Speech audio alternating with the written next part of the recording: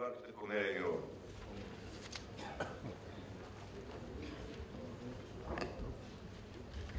Добър ден, другарки и другари, добре дошли.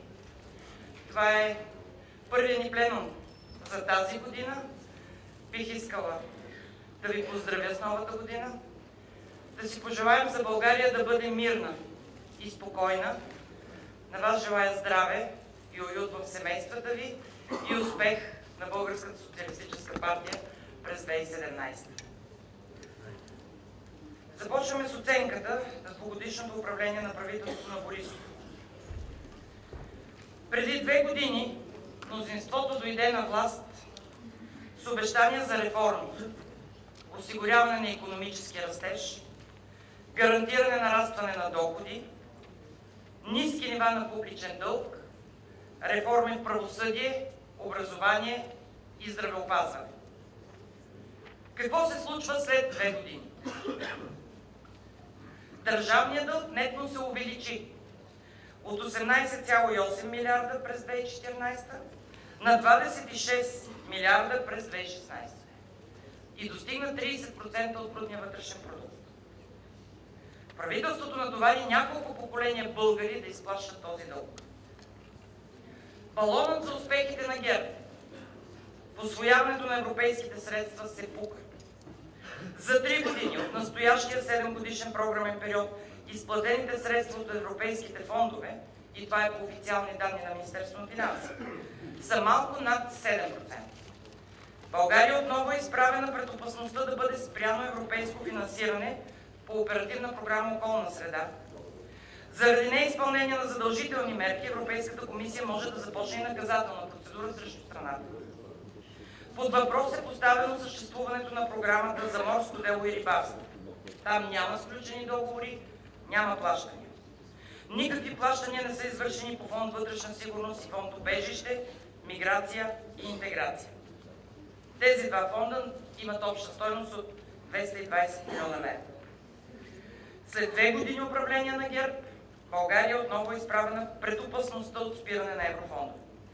Страната ни не е изпълнила 12 от 45 предварителни условия, залегнали в споразумението за партньорство за периода 2014-2020. Неизпълнените условия касаят статистически системи, наука, иновации, превенция от бедствия, води и транспорт. Срока за изпълнението на предварителните условия беше до края на 2016. Има опасност Европейската комисия да спре плащанията по съответните програми. Това може да стане реалност през втората половина на 2017. Предупреждаваме от сега, че втори път няма да допуснем на правителство на БСП да бъде приписано спиране на европейски програми. На нас не ги пускат, на тях да ги спират. Няма да бъде повече реплика на управление на ГЕРБ. От сега да се знае. От сега предупреждаваме, че ако това се случи, отговорността е на сегашното управление на ГЕРБ и Бойко Борисов. Чуждестранни инвестиции. По данни на БНБ за януари-октомври 2015 преките инвестиции са намалели нетно с 1 милиард и 690 милиона евро, а за същия период на 2016 с 850 милиона евро. За 2-годишния период се демонстрира разпределяне на обществени поръчки само към фирми, приближени към управляващите, и натиск върху подизпълнителите за работа на ниски цени. В резултат на това, само в строителния бранш са закрити за 2 години 954 фирми. Енергетиката е несъмнено секторът с най-противоречиви послания, действия, мерки и политики. Един път преференция се дава на зелената енергия, после финансова подкрепа за възобновяеми източници се намалява. Един път се налива обществен ресурс в Белене, после проекта се прекратява. Търси се инвеститор, но е наложен мораториум от парламент. Противоречиви сигнали по отношение на Южен поток, липса на стратегия в сектор енергетика. Резултат: всички големи енергийни проекти в региона ни заобикалят. Социална сфера. Разходите за издръжка на живота растат. Линията на бедност се е увеличила с 25%. Почти всички параметри на социалните плащания в бюджета на страната приети от ГЕРБ, останаха непроменени през последните 2 години.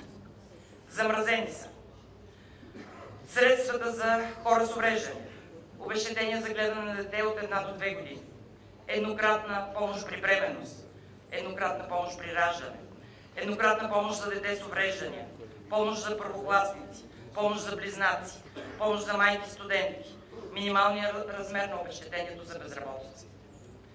Вече за всички е ясен ефект и от така наречената пенсионна реформа. Сегашните пенсионери не получиха увеличението на пенсиите си, което очакваха, а бъдещите няма да се пенсионират, защото не могат да достигнат стажа и възрастта, които заложи новата пенсионна реформа.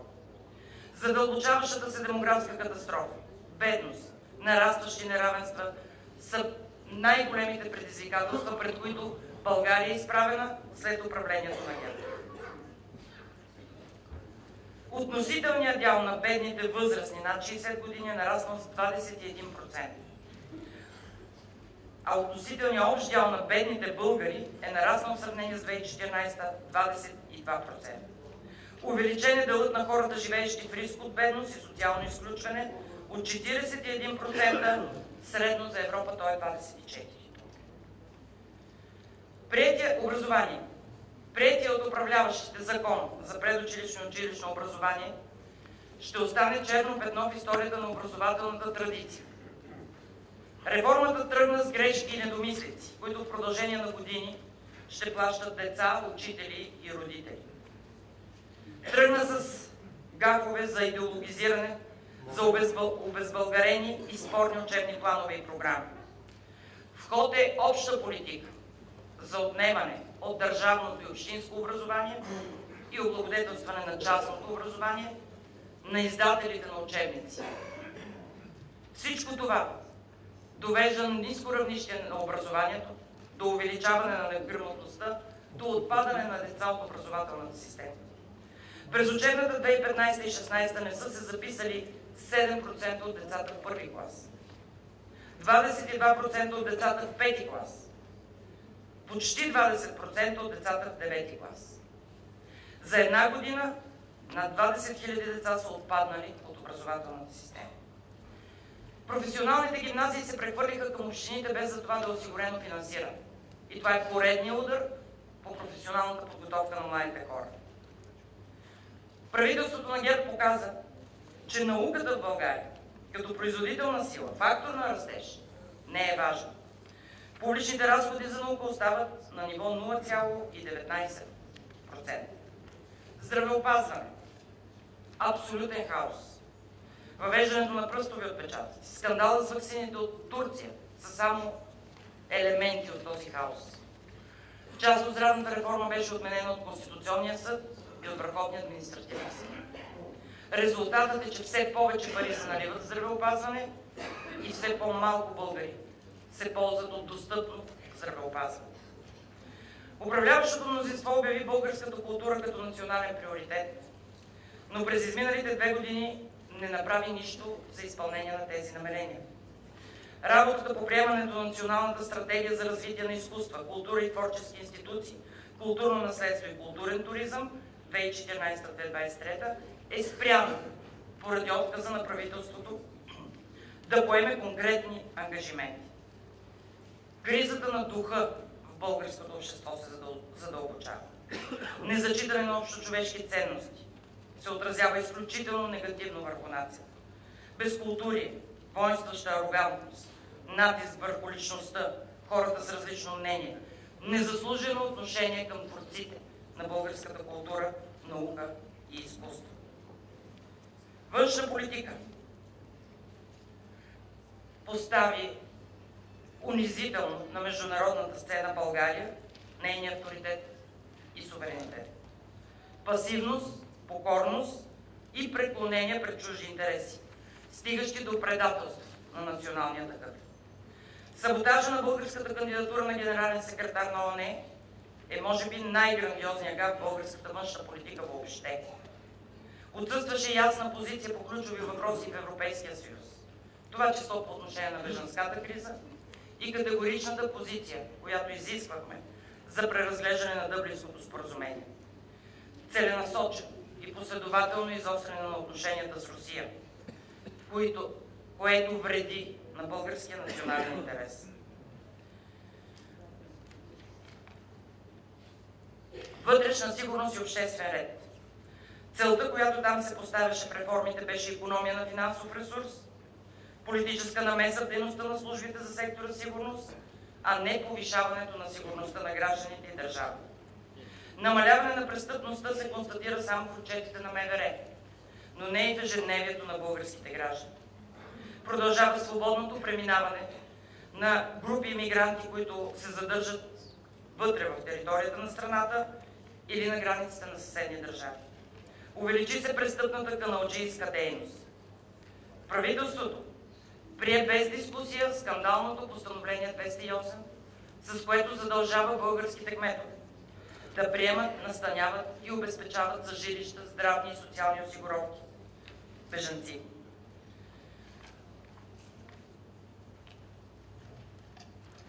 В 2-годишния период от управлението на управляващото мнозинство в сектор селско, горско и рибно стопанство, да обобщим земеделие, също негативни резултати. Намалява физически обем при производство на плодове, зеленчуци, фуражни култури и най-вече в животновъдството. Продукцията от българското животновъдство е намаляла с 14,3% през 2016 година спрямо предходната, само за една година. Причината е в умишлената политика за унищожаване на малки и средни земеделски стопанства. Само за една година кравефермите в страната са намалели с близо 9000. През 2016 намалението на земеделските ферми изобщо е 18 на 100. Общини, местно самоуправление. На практика се спря процеса на децентрализация. Възлагат се нови отговорности на общините, без да им бъде осигурено финансиране. Увеличиха се регионалните различия в икономическото и в социалното развитие.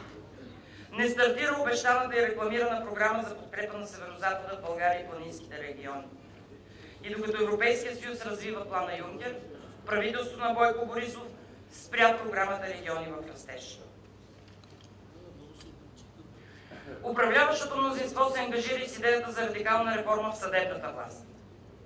Безрезултатност на правителствените усилия днес се вижда. Правителството сгреши първо с неадекватното и недостоверно дефиниране на проблемите в областта на правораздаването, а след това и с конкретните стъпки в реформа. Днес е ясно, че правосъдната реформа се е провалила. Правителството заблуждава както нашата общественост, така и международните ни партньори, че е постигнат напредък. Такъв няма. В обобщение, 2-годишният период на управлението на правителството на Бойко Борисов и мнозинството в 43-то Народно събрание върна България назад. Липса на държавност, на равнопоставеност, на справедливост, липса на икономическа програма, гарантираща траен и висок растеж, задълбочаваща се демографска катастрофа, бедност, нарастващи неравенства. Това са най-големите предизвикателства, пред които ни изправи управлението на Бойко Борисов. Уважаеми другарки и другари, да кажем днес, че слагаме край на това. Днес на България е нужно друго управление. Днес промяната е задължителна. Тя започна по волята на народите в света, в Европа и в България. Народите поискаха справедливост и се обявиха против върхушките, против малцината, които притежават 97% от богатството в света и се отнасят бездушно към мнозината, които живеят в нищета и бедност. Народите поискаха, когато се вземат решения за техния живот, те да бъдат участници в тези решения, а не потърпевши. Народите поискаха от водачите си да им върнат достоинството, национално и човешко. И политическите елити да не го продават за пари и власт. Българската социалистическа партия сложихме началото на такава промяна в България с победата на президентските избори и избора на Румен Радев и Илияна Йотова. Наше задължение е да продължим тази промяна и да я доведем до край. да дадем път, друг, различен, да водим по този път и да бъдем гарант, че няма да се отклоним от него. Каква България искаме днес? Но и след 20 и след 30 години. Искаме я суверенна. Българските правителства да не търгуват националните интереси. Искаме я с правила и справедливост. Правила еднакви за всички и възмездие за всеки, който ги нарушава. Искаме я солидарна. Ние сме един народ и наша ценност е силния, смелия, можещия да бъде опора на уплашения, слабия и бедния. Искаме България опряна на корените си, на културата си, духовността си, на българското и на българщината. Такава България може да се изгради от силен, здрав, образован, работещ и единен народ. Как да постигнем това? Първо, като поставим конкретна и много дългосрочна цел за България. И тази цел да бъде последователно спазвана от различни политически партии, които ще управляват страната. Предлагам ви тази наша дългосрочна цел да бъде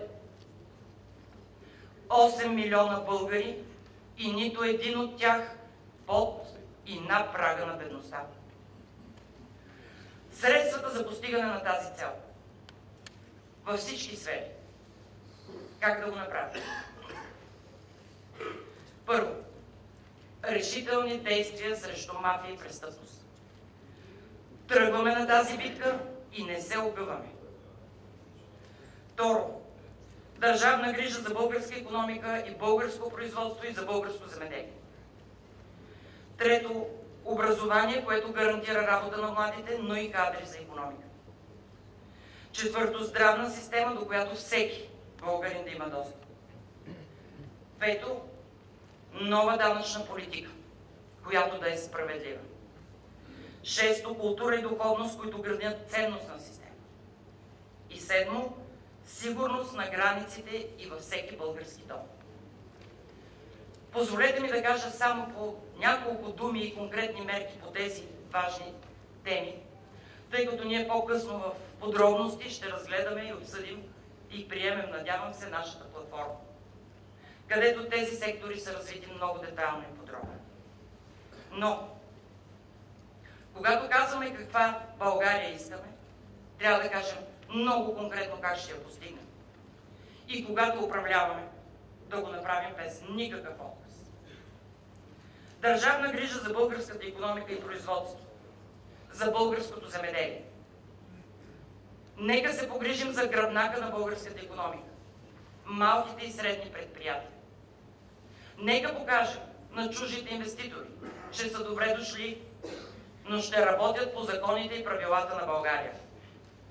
Говоря за Закона за храните, който задължава търговските вериги да продават процент българско производство. Говоря за това да има фонд инвестиции, фонд индустрия с държавни пари, които да се финансират на пазарен принцип, но да финансират български производствени предприятия с критерии разкриване на работни места. Чухме упрек, че това било комунистическо и щяло да финансира само червени фирми. Питам тези говорители, плана Юнкер комунистически ли е? Как може Европа да създаде такъв фонд, а в България да не можем да го направим? Друг е въпросът, че България изобщо не се възползва от този план Юнкер. Защото правителството на Бойко Борисов не подготви проекти и не отстоя българския национален интерес там. Образование. Извинете, пропуснах. Няколко думи искам да кажа за българско земеделие. Какъв е проблема там? Няколко големи фирми в България усвояват огромна част от европейските средства. Както ви казах, зеленчукопроизводство, плодове, животновъдство върви надолу.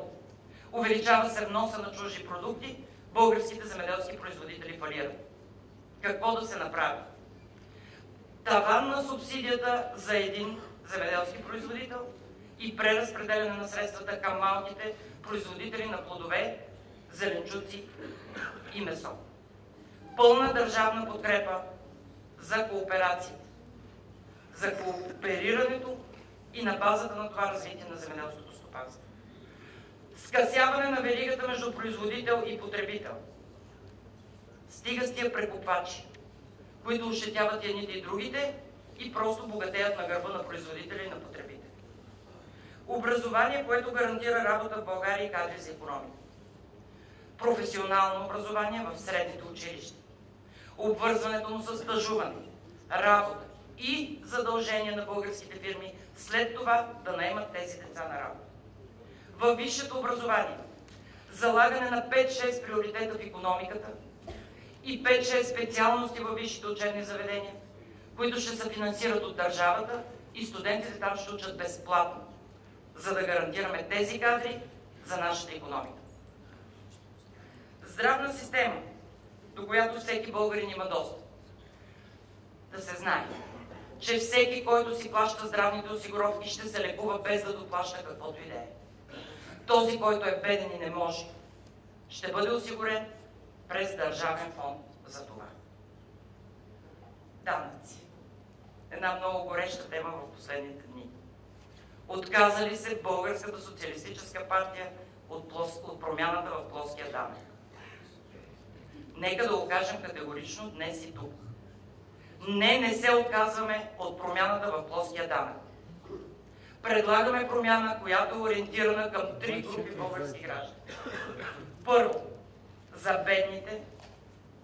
Второ, за средната работещата класа.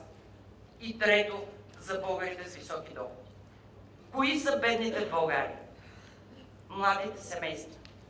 Младите хора, които не могат да стартират бизнес, да си осигурят жилище, да си отглеждат децата и заминават в чужбина. Какво за тях ще направим? Ще ги освободим от лихви при закупуване на първо жилище до 100 000 лева. Всяко семейство с деца, което работи, ще плаща по-малко данъци. Предлагаме намаляване на данък общ доход за такива семейства с по 50 лева на едно дете всеки месец. Другата група бедни хора в България са пенсионери. Българската социалистическа партия, по подобие на това, което направихме през 2007 и 2008, ще преизчисли пенсии. При старите и най-низки пенсии това ще доведе до почти 20% увеличение. Какво за средната класа? Запазваме 10% данък за средната класа. Защо? Това са хората, които образовани, работещи, дават своя принос за брутния вътрешен продукт на страната и за данъчната система. Богатите ще бъдат солидарни в българското общество. Тези, които имат над 10 000 лева доход от заплати, рента, наем, лихви, ще плащат двоен данък от 10 на 20%. Нашите опоненти казват, че през данъчна политика, през бюджетна политика не може да се прави социална политика. Това е абсурдно. И бюджета, и финансовата сфера, и данъчните реформи са начин за въвеждане на справедливост в българското общество. И ние ще го направим. Култура и духовност, които градят ценностна система. Много безкултурно, много арогантно, много агресивно стана нашето общество. Губим младите си хора, дори на тази основа. Нека да направим така не само с финансирането през бюджет, с отношението към дейците на науката и култура, към училищата, към читалищата, към библиотеките, да превъзмогнем това и в тази сфера на образование, култура и духовност да сложим и една ключова дума – възпитание. Да възпитаваме младите, а не само да ги учим на професионални навици. Сигурност на границите и във всеки дом. категорично ще отменим постановление 208. То е несправедливо спрямо българските граждани. То е дискриминационно спрямо българските граждани. Защото дава права в повече на бежанците с уважение към неволите на тези хора, които бягат от война. Изграждане окончателно на оградата по граница. Изпълнение на закона за изпращане на армия на граница. Категорична позиция пред Европа за промяна в Дъблинското споразумение. Но в тази тема за сигурност на границите и във всеки дом влиза и голямата тема за престъпността и съдебната реформа. Ще говорим сигурно дълго по платформата за мерките, които предлагаме. Но аз искам да спомена някои, които смятаме, че ще са работещи. Например, битовата престъпност. Ние стартирахме програмата, с която се финансираше и полицията подпомагаше малките населени места в борбата срещу битовата престъпност. Сега тя се прилага от ГЕРБ като нещо ново, много по-осъкатено и такова, което няма да даде ефект за 3 месеца. Търсим причината в други неща. Ние ще предложим в наказателния кодекс да отпадне маловажност при такива случаи. Защото по линия на това, че е маловажно да откраднеш пенсията от 120 лева на една баба, тези престъпници не намират възмездие. Няма да има маловажност. И 2 кокошки и 1 пенсия ще бъдат важни, защото това е живота на тези хора. Бавен е съдебният процес. Знаем го и това е една от причините. Съдебната система да е в това състояние. Ще променим правилата, така че процесът да стане бърз. Ще въведем възможността той да започва да се движи, да приключва по жалба на пострадали. И редица други мерки, които ще обсъдим в частта за съдебна реформа, която не включва само формалното разделяне на Висшия съдебен съвет на 2, за да се овладее политически тази система. Това е един дълбок процес, който изисква сериозни промени не само в закони, материални, процесуални, но и в тяхното приложение. Тук стои големия въпрос за това, че нашата партия сме готови да се изправим и да не отстъпим пред борбата с мафията и престъпността на всичките равнища. От политическо до битово. И това ще даде ефекта, който искаме. Справедливост в българското общество. Разбира се, ще продължим с конкретните мерки по платформата. Но аз бих искала да завърша с това, че въпреки отчетите, въпреки хвалбите на сегашното управление на правителството на Бойко Борисов за икономически растеж, за напредък и стабилност, у българския народ има усещане за нестабилност, несигурност, несправедливост. Ние заставаме на страната на този народ, който иска алтернатива, който търси път. И ние сме призвани да го дадем, да застанем начело, да го поведем и да го изведем там, където искаме да бъде България. Знам, че Българската социалистическа партия може. Доказахме го само преди няколко месеца. Нека да продължим по този път. Нека да дадем различията, алтернативата и перспективата на народа си. И да го уверим, че няма да го предадем по този път. Благодаря ви.